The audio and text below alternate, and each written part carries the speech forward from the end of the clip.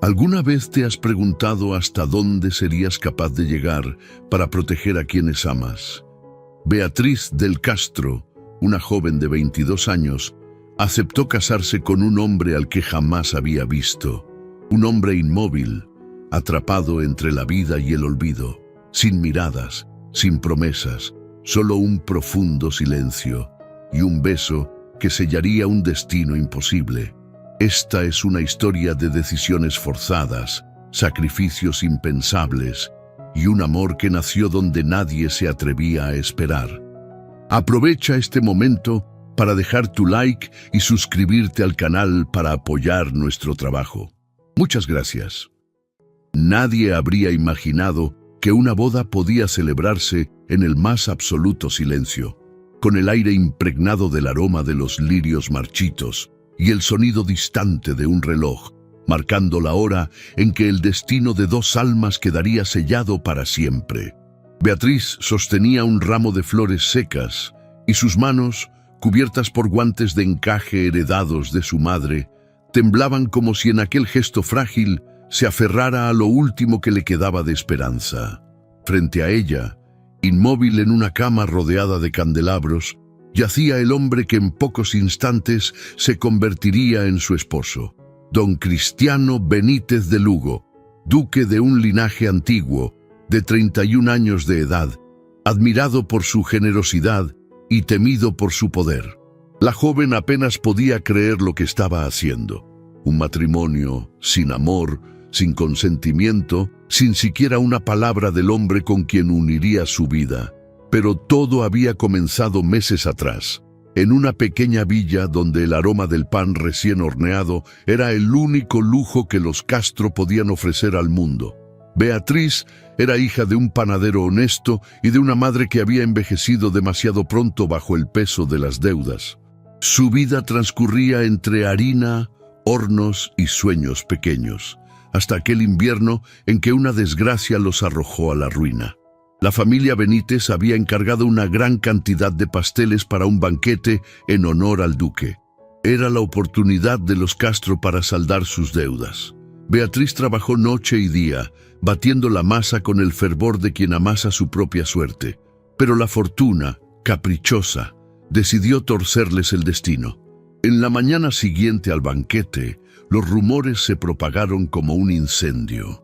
Los invitados se enfermaron, las damas de la corte fueron vistas desmayándose en los carruajes y los médicos declararon que todo se debía a una intoxicación. El escándalo recorrió la villa y el nombre de los Castro se convirtió en sinónimo de vergüenza. Nadie volvió a comprarles ni un trozo de pan. El taller fue clausurado por orden de la nobleza y el padre de Beatriz cayó enfermo de pena. Pero el golpe más cruel llegó con la noticia de que el duque de Benítez de Lugo, joven y admirado arquitecto de obras reales, había sido una de las víctimas. Su salud, ya debilitada por una fiebre anterior, no resistió la reacción del veneno. Tras una larga agonía, quedó sumido en un estado que los médicos llamaron sueño profundo. No estaba muerto, pero tampoco vivía como los demás. Su cuerpo respiraba, su corazón latía, pero su alma parecía perdida en algún lugar entre la sombra y la luz. Beatriz lloró al saberlo, no por él, no lo conocía, sino por lo que eso significaba, la ruina total de su familia. Nadie querría perdonar un error que había postrado a un duque. Su padre comenzó a vender los pocos muebles que quedaban. Su madre rezaba día y noche. Y cuando todo parecía perdido, una carroza negra se detuvo frente a la puerta del humilde hogar. De ella descendió una mujer alta, de porte imponente y mirada dura. Era doña Adelia Benítez, duquesa viuda, madre del hombre dormido. Su sola presencia llenó la pequeña sala con un aire de solemnidad. «He venido a hablarles», dijo con voz firme, mientras los criados depositaban un pequeño cofre sobre la mesa. «No busco venganza, sino una solución que preserve el honor de ambas familias». Beatriz, desconcertada, Observó cómo la duquesa abría el cofre y dejaba ver documentos y sellos con el escudo de los Benítez. Mi difunto esposo estableció una cláusula en el testamento. Continuó. Si mi hijo no contrae matrimonio antes de cumplir los 31 años, el ducado pasará a manos del Consejo Real y todas sus propiedades serán vendidas. El silencio que siguió fue abrumador. Faltan 2 meses para su cumpleaños, añadió la duquesa, y está claro que no podrá cumplir la condición por sí mismo. Beatriz la miró sin entender. ¿Qué pretende usted, señora? Doña Adelia la miró con una mezcla de tristeza y determinación. Propongo que usted se case con mi hijo. Las palabras quedaron suspendidas en el aire como un relámpago mudo. A cambio, retiraré todas las demandas contra su familia. Saldaremos las deudas y reabriremos su panadería. Cuando mi hijo despierte, si así lo desea, el matrimonio podrá anularse. Pero necesito que el ducado sobreviva y usted puede ayudarnos. Beatriz sintió que el suelo desaparecía bajo sus pies. Casarse con un duque, un hombre inconsciente, un desconocido. La propuesta era absurda, escandalosa, pero también era la única forma de salvar a los suyos. Su madre lloró en silencio. Su padre, enfermo y débil, le tomó la mano. «Hija, a veces el deber pesa más que el corazón», susurró. «Si esto puede devolvernos la paz, hazlo». Esa noche, Beatriz no durmió. Observó las llamas del horno apagado y pensó en su vida, en sus sueños de amor, en los paseos bajo los olivos del valle donde solía imaginar un futuro sencillo. A la mañana siguiente, aceptó. La boda se celebró en el ala privada del antiguo convento donde el duque reposaba. Las ventanas estaban cubiertas por cortinas pesadas. El aire olía a cera derretida y a rosas marchitas. Un sacerdote de confianza de la familia ofició la ceremonia, acompañado de un notario y de la duquesa. Beatriz vestía el traje de boda de su madre, un vestido de lino blanco con encajes amarillentos por el tiempo.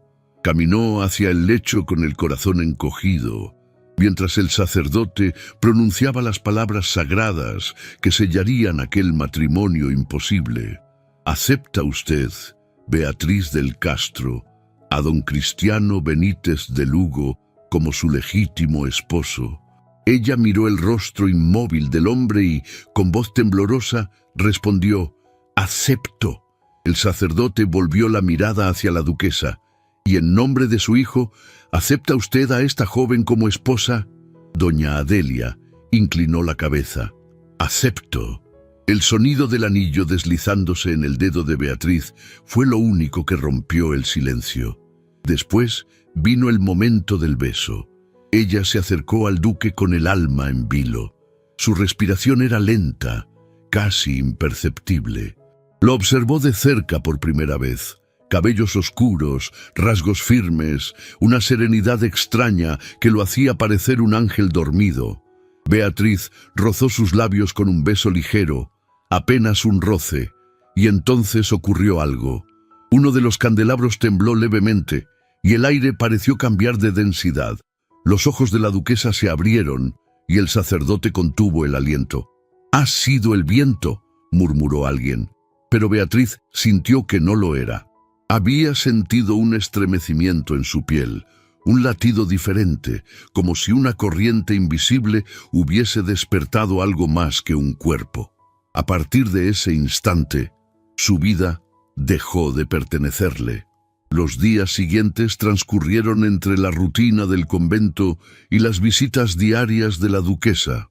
Beatriz permanecía junto al duque, hablándole en voz baja, leyéndole fragmentos de libros que encontraba en la biblioteca familiar. En una ocasión descubrió un cuaderno con los bocetos de un proyecto, un hospital para niños huérfanos. Los trazos eran firmes, llenos de compasión. Comprendió entonces que aquel hombre dormido no era solo un noble, sino alguien con un propósito más grande. A veces, cuando ella le tomaba la mano, creía sentir un leve movimiento, pero los médicos decían que era una ilusión, un reflejo sin conciencia. Beatriz no discutía, solo seguía allí, día tras día, hablándole como si él pudiera escucharla.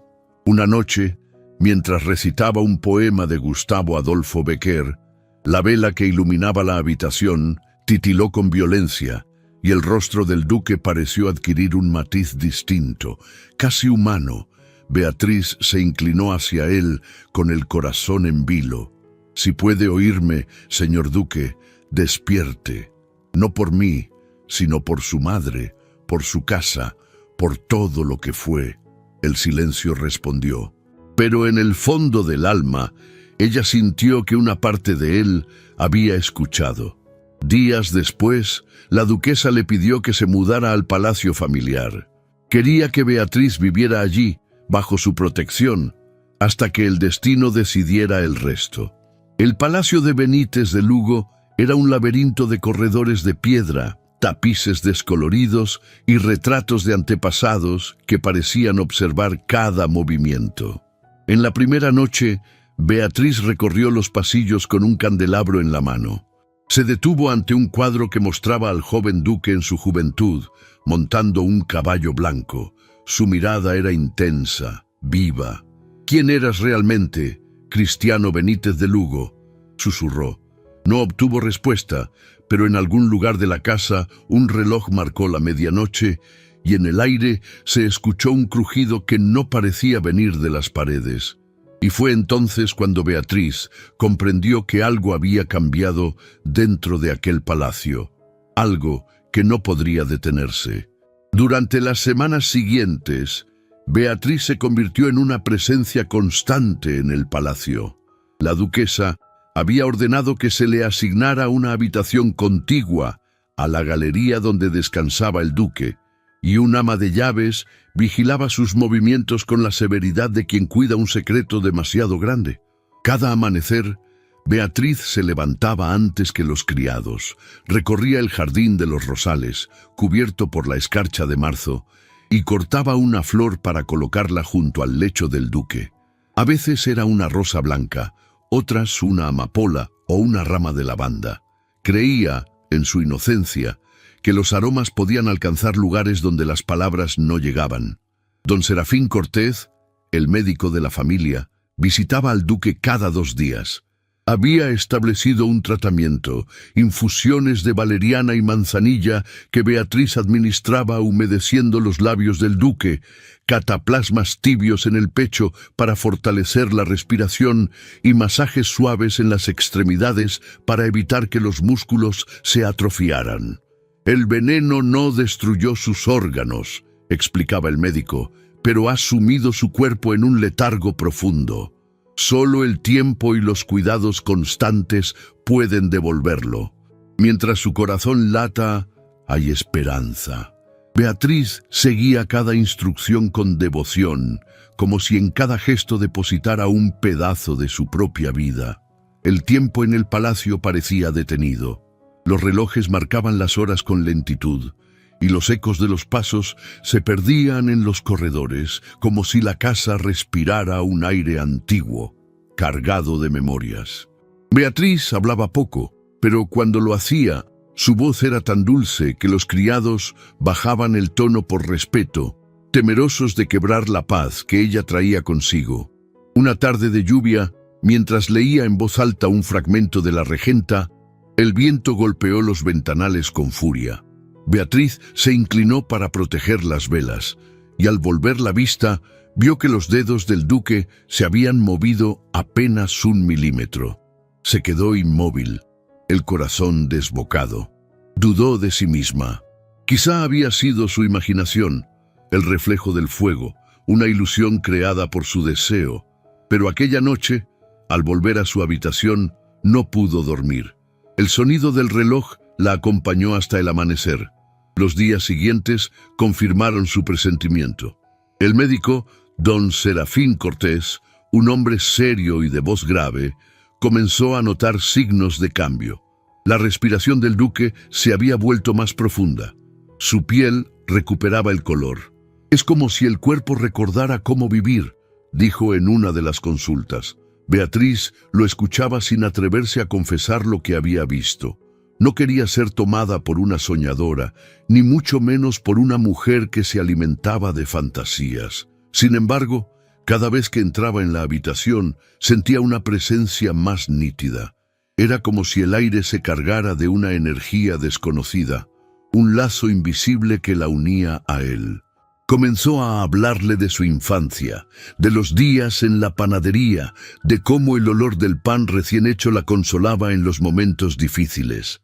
Le contaba historias pequeñas, sin importancia, pero que llenaban el silencio de humanidad. «Quizá no despierte nunca», le había dicho la duquesa con tristeza una tarde. «Pero si el alma aún habita en su cuerpo, sus palabras pueden ser la luz que la guíe de regreso». Y Beatriz siguió hablando. Habló hasta quedarse sin voz, sin darse cuenta de que cada palabra que pronunciaba era como un hilo que cosía la distancia entre el sueño y la vigilia. Una noche, la lluvia regresó. Los relámpagos iluminaban la estancia y el viento hacía vibrar los cristales como un lamento. Beatriz estaba a punto de retirarse cuando oyó un gemido leve. Corrió hacia el lecho y vio los labios del duque moverse apenas. «Señor duque», susurró. No obtuvo respuesta, pero el gemido volvió, más claro, seguido de un suspiro. Beatriz se arrodilló a su lado y tomó su mano. «Estoy aquí», dijo con un hilo de voz. «No tenga miedo». Los ojos del duque permanecieron cerrados, pero una lágrima rodó lentamente por su mejilla.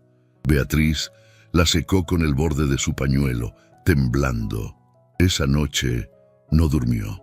Rezó hasta que el amanecer tiñó el cielo de un gris suave. Cuando la duquesa entró en la habitación, Beatriz la esperaba con los ojos enrojecidos.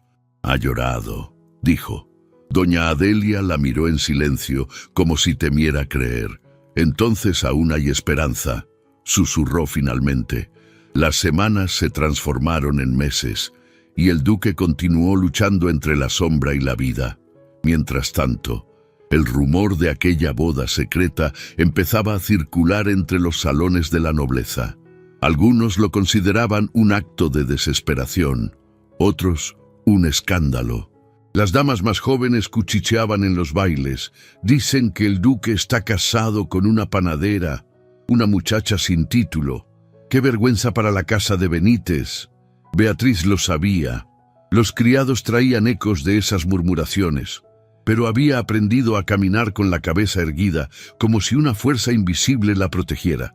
Su mayor refugio era la habitación del duque, donde el tiempo perdía sentido. Una tarde, al abrir una de las ventanas para ventilar la estancia, una corriente de aire hizo caer un libro del escritorio. Era un diario, con la letra inconfundible de Cristiano Benítez de Lugo. Beatriz dudó antes de tocarlo, pero la curiosidad pudo más. En las primeras páginas, el duque hablaba de su sueño de construir un hospital para los pobres, de su deseo de hacer del ducado un lugar más justo. En las últimas, aparecía un nombre repetido varias veces: Inés. Beatriz sintió una punzada en el pecho. Comprendió que aquella mujer había sido importante, tal vez el gran amor del duque. «Inés de Toledo», leyó en voz baja. «¿Dónde estás ahora?». Cerró el diario con cuidado. No podía juzgar a un hombre que aún no conocía, pero por primera vez sintió miedo. ¿Qué ocurriría si él despertaba y no la quería allí? ¿Si descubría que su esposa era una extraña impuesta por la necesidad? Una mañana de verano, cuando el sol atravesaba las cortinas con una luz dorada, Beatriz estaba tejiendo cerca del lecho cuando oyó un suspiro distinto, más profundo. Levantó la vista y vio que los dedos del duque se movían de nuevo, esta vez con claridad. Corrió a su lado, le tomó la mano y sintió el pulso acelerado. «¿Señor duque?», preguntó conteniendo la respiración. Sus párpados temblaron y un sonido débil escapó de su garganta. «¿Quién eres?», murmuró él con esfuerzo. Beatriz se llevó las manos al rostro, incrédula. «Soy Beatriz, su esposa», susurró con voz temblorosa. Los ojos del duque se abrieron lentamente, revelando un azul pálido, confuso. La miró como si viera un sueño, y una lágrima, mezcla de miedo y desconcierto, corrió por su mejilla. ¿Mi esposa? Beatriz asintió, conmovida. Todo será explicado, mi señor. No hable todavía. Ha dormido mucho tiempo. El médico fue llamado de inmediato y el palacio se llenó de actividad. La duquesa cayó de rodillas, agradeciendo a Dios. Cristiano, sin embargo, apenas comprendía lo que ocurría. Su mente era un laberinto de sombras y recuerdos incompletos. Recordaba un banquete, un sabor amargo, el dolor que le atravesaba el pecho. Y luego, nada. Cuando los médicos se retiraron, Beatriz permaneció a su lado. Él la observaba con una mezcla de extrañeza y fascinación. Su voz, «La conozco», dijo en voz baja. La escuchaba en mis sueños. Beatriz sintió que el corazón le daba un vuelco. Entonces, no fue en vano. El duque intentó sonreír, pero el cansancio lo venció. «¿Por qué llora?», preguntó. «¿Por qué ha vuelto, señor?». «Porque lo creí perdido». Él la miró largo rato, y por primera vez en muchos meses, el palacio respiró vida. En los días siguientes, el duque comenzó su lenta recuperación. Beatriz lo acompañaba en cada paso. Lo ayudaba a leer, a escribir, a recordar los nombres de los lugares y las personas. A veces reían por cosas simples. Otras caían en silencios llenos de una ternura inexplicable. Una tarde, mientras paseaban por el jardín, Cristiano se detuvo frente a una fuente. «¿Por qué aceptó casarse conmigo?», preguntó con voz grave. Beatriz bajó la mirada. «Porque su madre me lo pidió, y porque mi familia estaba arruinada». Él asintió lentamente, sin reproche. «Entonces le debo no solo la vida, sino también mi nombre». Ella negó con suavidad. «No me debe nada, señor duque. Usted no pidió esto». Cristiano la miró y sus ojos se suavizaron. «Quizá no lo pedí, pero ahora no imagino otra cosa». Su voz me trajo de regreso, Beatriz. Y no sé si podré vivir sin escucharla. El silencio que siguió fue más elocuente que cualquier palabra. Beatriz sintió que el aire se llenaba de algo nuevo, un temblor que la obligó a apartar la mirada, pero esa paz estaba a punto de quebrarse.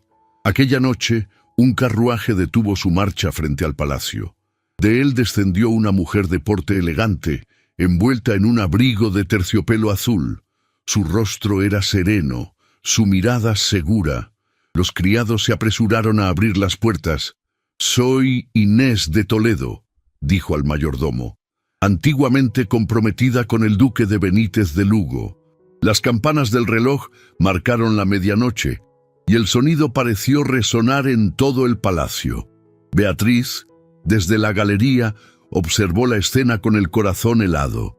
El pasado del duque acababa de llamar a su puerta, y con él, el amor que dormía en su sombra estaba a punto de despertar. El regreso de Inés de Toledo se extendió por la villa como un rumor perfumado. Habían pasado más de 3 años desde que partiera a París, donde su familia, arruinada por deudas, había buscado refugio en un matrimonio ventajoso que nunca llegó a concretarse. La joven regresaba ahora convertida en una dama de aspecto refinado, con modales cultivados y un aire de nostalgia que la hacía aún más atractiva a los ojos de la sociedad. Al llegar al palacio de Benítez de Lugo, pidió ver al duque. La duquesa, sorprendida, dudó unos segundos antes de concederle la audiencia. En su interior, una tormenta de sentimientos se agitaba. Gratitud hacia Beatriz por haber devuelto la vida a su hijo, pero también la conciencia de que el corazón del duque aún podía pertenecer a otra mujer. Cristiano se encontraba en la biblioteca cuando Inés entró. Llevaba un vestido azul oscuro que realzaba la palidez de su piel. Sus ojos brillaron al verlo. «Cristiano», susurró, como si pronunciara una plegaria. El duque levantó la vista. Por un instante, el pasado lo envolvió con la fuerza de un recuerdo dormido. Aquella voz, aquel perfume, Todo le resultaba familiar, como una melodía que había amado y olvidado al mismo tiempo.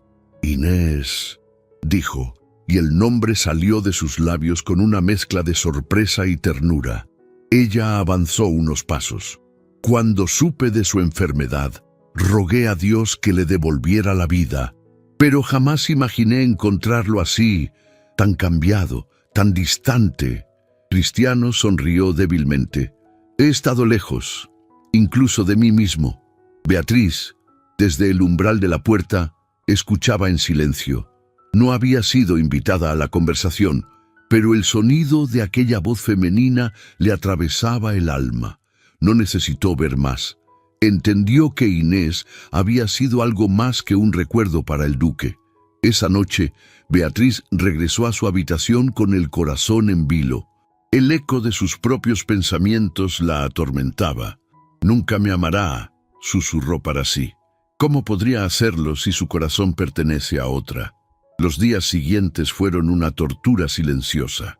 Inés comenzó a visitar el palacio con frecuencia, llevando flores, libros y recuerdos de los tiempos en que Cristiano y ella paseaban por los jardines de la corte. Había en su voz una dulzura medida, en sus gestos una elegancia que parecía devolverle al duque la sensación de su vida anterior. Beatriz lo observaba desde lejos, procurando no interponerse. Seguía cumpliendo con sus deberes, preparando infusiones, cuidando de las plantas, ordenando la biblioteca, pero cada sonrisa entre Cristiano e Inés era una espina que se clavaba un poco más hondo en su pecho. Una tarde, mientras la duquesa organizaba una pequeña recepción para celebrar la recuperación de su hijo, Inés se acercó a Beatriz con una sonrisa cortés. «Debo felicitarla, señora», dijo con voz suave. «He oído que fue usted quien lo cuidó durante su enfermedad. ¡Qué gesto tan noble! Aunque, por supuesto, su matrimonio fue un asunto meramente administrativo, ¿verdad?». Beatriz sintió que la sangre le hervía, pero se contuvo. «Fue un acto de fe y de compasión, señorita. Nada más y nada menos». Inés arqueó una ceja. «Oh, no me malinterprete. Solo temo que haya confusión. Cristiano siempre ha tenido un corazón generoso. A veces confunde la gratitud con el afecto». Beatriz se inclinó ligeramente, sin perder la calma. «Y a veces, señorita, el afecto verdadero se disfraza de gratitud para no ser rechazado». Inés se quedó sin respuesta. Ese día comprendió que la joven panadera no era tan frágil como aparentaba. Esa noche, Cristiano encontró a Beatriz en la galería. Ella estaba de pie, contemplando la lluvia tras los cristales. «No la he visto en todo el día», dijo él con tono suave. Beatriz sonrió sin mirarlo. «He estado ocupada. La señorita de Toledo necesita compañía». Cristiano frunció el ceño. «Inés solo ha venido a traer recuerdos, nada más». Ella se volvió hacia él, y por primera vez sus miradas se encontraron con una mezcla de tristeza y coraje. «Recuerdos. ¿Y yo qué soy, señor duque? ¿Un deber? ¿Una obligación heredada de un testamento?». El silencio se hizo denso. Cristiano dio un paso hacia ella. «Usted fue mi voz cuando no podía hablar, mi fuerza cuando no podía moverme. ¿Cree que eso es una obligación?». Beatriz bajó la vista. «Cree amarme, pero no me conoce, no sabe quién soy». Él la tomó del mentón con delicadeza, obligándola a mirarlo. «Sé que su bondad me devolvió la vida. Y si eso no es amor, no sé qué nombre darle». Beatriz sintió que el alma se le estremecía. Quiso creerle, pero el temor pesaba demasiado. «No me diga eso, señor, no mientras ella siga aquí». Cristiano quiso responder, pero en ese instante se oyó un ruido a lo lejos. El sonido de una copa rompiéndose, seguido de pasos apresurados. Era Inés, que había escuchado parte de la conversación. Su rostro estaba pálido como el mármol. «Entonces es cierto», dijo con voz rota. «La ama». Cristiano intentó acercarse, pero Inés retrocedió. «No se moleste, Excelencia. He sido lo bastante necia para pensar que el tiempo no cambia el corazón, pero ahora veo que su amor ha despertado, solo que en otra dirección. Se volvió con dignidad y salió bajo la lluvia. Beatriz permaneció inmóvil, con lágrimas contenidas. No debió oír eso, dijo. Quizá debía, respondió él con serenidad. No se puede amar a medias. Durante las horas siguientes, el palacio vivió en tensión. La duquesa trató de consolar a Inés, pero la joven decidió marcharse a París de nuevo. Antes de partir, buscó a Beatriz en la capilla. «Le dejo lo que era mío», dijo, depositando un medallón sobre el altar. «El amor del duque no puede compartirse. Cuídelo, porque lo ha conquistado sin pretenderlo». Beatriz tomó el medallón sin saber si agradecer o llorar. «No quise arrebatárselo», susurró. «El amor no se arrebata», dijo Inés con una sonrisa triste. «Solo despierta donde el destino lo llama». Con esas palabras desapareció por los pasillos, dejando tras de sí el eco de una historia que se cerraba. Los días se tornaron más luminosos. Cristiano y Beatriz comenzaron a compartir momentos sencillos. Paseos por el jardín, lecturas junto a la fuente, cenas silenciosas interrumpidas por sonrisas cómplices. La nobleza, al ver que el duque había vuelto a su esplendor, empezó a aceptar su unión con cierta resignación. Una tarde, mientras el sol teñía el horizonte de oro, Cristiano se acercó a Beatriz con un sobre en la mano. «He escrito algo», dijo. Ella lo tomó y comenzó a leer. Era una carta dirigida a ella, donde el duque confesaba que durante los meses de inconsciencia había sentido su presencia, su voz, su calor. «Cada palabra tuya fue un puente entre la sombra y la vida. Cuando el mundo se apagaba, tú me hablaste de pan y esperanza, y eso me recordó quién era. Por eso, aunque mi cuerpo dormía, mi corazón ya te conocía». Beatriz levantó la mirada con los ojos llenos de lágrimas. «No sabía que soñaba conmigo». «Siempre lo hice», respondió él, «y no pienso despertar sin ti». El beso que siguió fue leve, contenido, pero suficiente para sellar lo que las palabras no podían expresar. Sin embargo, el destino no les permitiría aún descansar.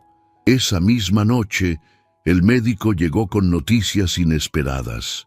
Los análisis que había enviado a Madrid sobre los restos del veneno utilizado en el banquete habían revelado algo perturbador. «No fue un accidente», anunció con voz grave. «Alguien mezcló la sustancia deliberadamente». La duquesa palideció. «¿Está diciendo que intentaron asesinar a mi hijo?». El médico asintió. «Y temo que la cantidad usada era suficiente para causar la muerte. Su recuperación fue un milagro». Cristiano se levantó de golpe. «¿Quién lo haría? ¿Quién se beneficiaría de mi muerte?». El médico vaciló. «La investigación apunta a una persona que entonces tenía acceso a la cocina del banquete, alguien del servicio, alguien cercano a la familia Castro». Beatriz se quedó sin aliento. «¿Insinúa que fue mi padre?», preguntó con voz ahogada. El médico bajó la mirada.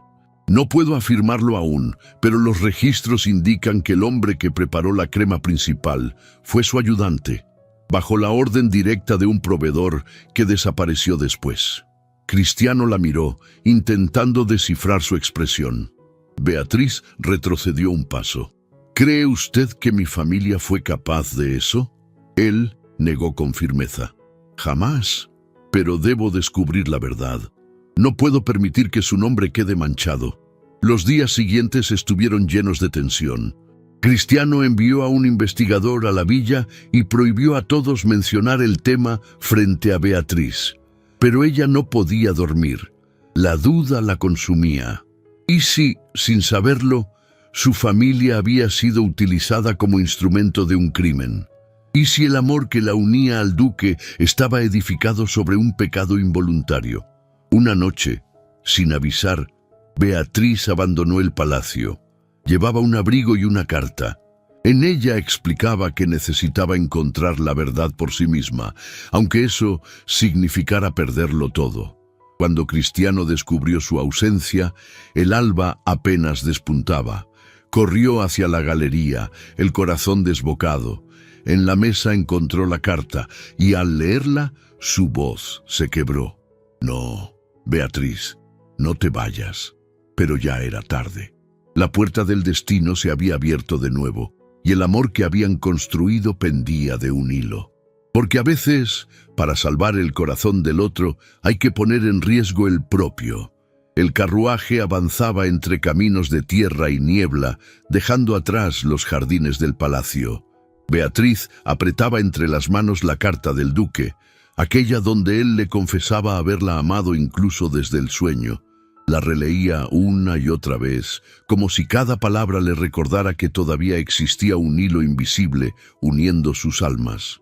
Pero necesitaba saber la verdad. No podía seguir viviendo bajo la sombra de una duda que manchara el nombre de su familia o el amor que la unía a Cristiano. Llegó a la villa al caer la tarde. Las calles parecían más pobres que nunca, las fachadas cubiertas de musgo y silencio. La vieja panadería seguía cerrada. El letrero, corroído por la lluvia, apenas dejaba ver el apellido Castro. Dentro, su madre se estremeció al verla entrar. «Beatriz, hija mía», exclamó con lágrimas en los ojos. «Pensé que nunca volverías». Beatriz la abrazó conteniendo el llanto. «Necesito saber la verdad, madre. Dicen que alguien quiso envenenar al duque, que la crema del banquete contenía una sustancia mortal». La mujer empalideció. «Yo lo sospechaba. No fue tu padre. Él jamás habría hecho daño a nadie. Pero había un nuevo proveedor de azúcar, un hombre extraño que insistió en entregar él mismo los ingredientes. Después de aquel día, desapareció». Beatriz apretó los puños. «¿Recuerdas su nombre?» Decía llamarse Joaquín Figueroa, pero creo que mentía.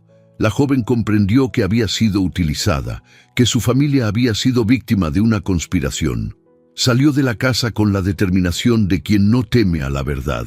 Necesitaba regresar al palacio, contarle todo a Cristiano antes de que alguien más lo hiciera. Mientras tanto, el duque no había dormido desde su partida. Había recorrido los pasillos una y otra vez, imaginando su rostro, su voz, sus manos. La carta de despedida seguía sobre la mesa, manchada por la humedad de la noche. «No debería haberla dejado marchar sola», dijo la duquesa, con el rostro sombrío. «Ella cree que su familia tiene culpa, madre», respondió Cristiano. «Pero fue víctima del mismo engaño que nosotros. Lo presiento». En ese momento, un criado irrumpió en la sala. «Mi señor, el investigador ha regresado de la villa. Ha encontrado documentos que confirman que el veneno provenía de una botica de Salamanca. El comprador usó un nombre falso, Joaquín Figueroa». Cristiano se levantó de golpe. «El mismo nombre que mencionó Beatriz en su carta», exclamó. «Voy tras ella». Sin esperar más, ordenó preparar los caballos. La duquesa quiso detenerlo, pero él la abrazó con ternura. «No puedo perderla otra vez. Si el destino me devolvió la vida, fue para amarla». Partió bajo la lluvia, con el corazón ardiendo y la promesa de no regresar sin ella. Beatriz, en su camino de regreso, fue interceptada por un hombre encapuchado que le salió al paso entre los árboles. «¿Buscabas al duque?», preguntó una voz áspera. Ella retrocedió un paso. «¿Quién es usted?». «El hombre al que tu padre contrató sin saberlo. El que mezcló el veneno por orden de alguien más poderoso». Beatriz sintió un escalofrío. «¿Quién te pagó? Dime su nombre». El hombre rió con amargura. «Un primo del duque, don Afonso Benítez de Santillana. Quería el título y la fortuna. Me usó a mí y a tu familia para conseguirlo. Pero el plan falló. Él huyó y yo he vivido escondido desde entonces». Antes de que pudiera decir más, el sonido de cascos resonó en la distancia. Era Cristiano, acompañado por 2 guardias. Al verlos, el encapuchado intentó huir, pero fue atrapado. El duque desmontó de su caballo y corrió hacia Beatriz. «Gracias a Dios», exclamó, tomándola entre sus brazos. «No vuelvas a irte sin mí». Beatriz, agotada, apenas pudo sonreír. «Lo siento, mi señor. Necesitaba limpiar el nombre de mi padre». Cristiano la sostuvo con firmeza. «Y lo has hecho. El verdadero culpable confesará ante la justicia. Mi primo será buscado en todo el reino. Pero tú eres la inocencia que me devolvió la vida». Ella lo miró con los ojos llenos de lágrimas. «Temía que me despreciaras. Despreciarte sería negar el milagro que me salvó», dijo él con voz temblorosa. «Y yo ya no sé vivir sin ti». Días después, el palacio volvió a llenarse de luz. Los periódicos de la región publicaron la noticia de la conspiración desmantelada y la inocencia de la familia Castro. El nombre de Beatriz fue mencionado con respeto. Algunos incluso la llamaron la duquesa que venció al silencio. Semanas después, llegó la noticia que Cristiano esperaba. Don Afonso Benítez de Santillana había sido capturado en la frontera con Portugal, intentando huir con joyas robadas. Juzgado por conspiración y asesinato, fue despojado de todos sus títulos y condenado al destierro perpetuo. Cristiano recibió la sentencia con alivio. Tomó la mano de Beatriz. «Ahora todo está cerrado. La justicia se ha cumplido». El verano llegó con un aire nuevo. Las flores renacieron en los jardines.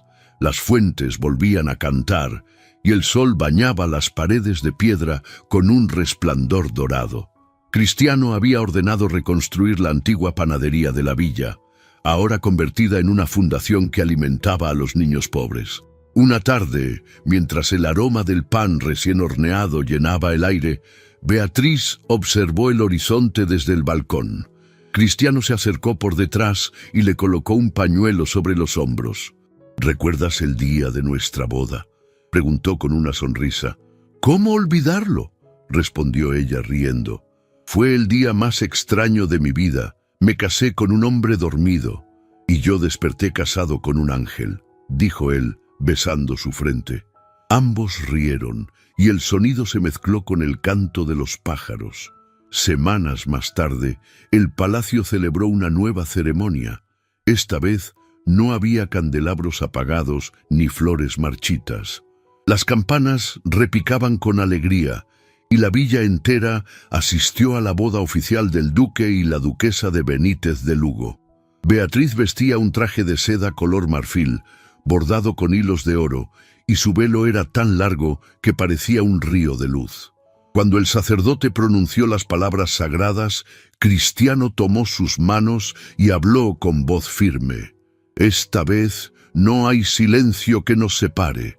Te amo en la vigilia y en el sueño, en la vida y en la memoria». Beatriz apenas pudo responder, con los ojos nublados por las lágrimas. «Y yo te amé incluso cuando no podías oírme». El beso que selló su unión fue largo, dulce y lleno de promesas. Los invitados aplaudieron, las campanas sonaron más fuerte, y el cielo se abrió con un sol que parecía bendecirlos. Esa noche, el palacio brillaba con cientos de luces. Los criados reían, los músicos tocaban valses en el jardín, y la duquesa madre observaba desde el balcón con una mezcla de orgullo y emoción. «Mi hijo encontró el amor donde nadie lo habría buscado», dijo, secándose una lágrima. «Quizá los milagros existen». Cristiano y Beatriz bailaban bajo los cerezos en flor. No necesitaban palabras. Cada mirada bastaba para recordar todo lo que habían superado juntos. «Prométeme algo», susurró ella. «Lo que quieras, mi amor. Que si algún día el mundo vuelve a dormir, tú me buscarás entre los sueños, y tú me despertarás con un beso», respondió él. Ambos rieron, y la música se elevó como un suspiro. Pasaron los años, y el ducado prosperó bajo su gobierno. Construyeron el hospital para huérfanos que Cristiano había soñado, fundaron orfanatos y casas de beneficencia dirigidas por el padre de Beatriz, Carlo de Castro, recuperado y orgulloso. y la villa se llenó de pan y esperanza. Una carta desde París trajo buenas noticias. Inés de Toledo había encontrado un nuevo amor. Gracias por enseñarme que el verdadero amor se entrega con libertad, escribía. Beatriz sonrió. El amor siempre encuentra su camino. Al caer cada tarde, Cristiano y Beatriz se sentaban frente a la fuente donde habían compartido sus primeras confesiones. A veces no hablaban, solo se miraban, recordando que entre ellos las palabras nunca fueron necesarias para reconocerse. Una noche, mientras las campanas marcaban el aniversario de su boda, él tomó su mano y susurró: «Todo lo demás podría dormir eternamente si tú estás despierta a mi lado». Beatriz lo abrazó, y en el cielo una estrella fugaz cruzó el horizonte, como si el universo entero celebrara la redención de dos almas destinadas a encontrarse. Y así, el duque que había dormido entre la sombra y la vida, halló en su esposa la luz que lo despertó para siempre. Porque hay amores que nacen en el silencio y florecen en la eternidad. Querido oyente, acabamos de presenciar cómo el amor verdadero puede despertar incluso del más profundo silencio. Me encanta leer cada uno de sus comentarios. Así que si has llegado hasta aquí, déjame la palabra vida aquí abajo. Y dime, ¿con qué personaje te identificaste o desde dónde nos escuchas? Si te apasionan estos romances de época, regálanos tu me gusta y suscríbete al canal ahora mismo para apoyar nuestro trabajo y no perderte nuevas historias. Y aprovecha el video en la pantalla final que, estoy seguro, te encantará. Un fuerte abrazo.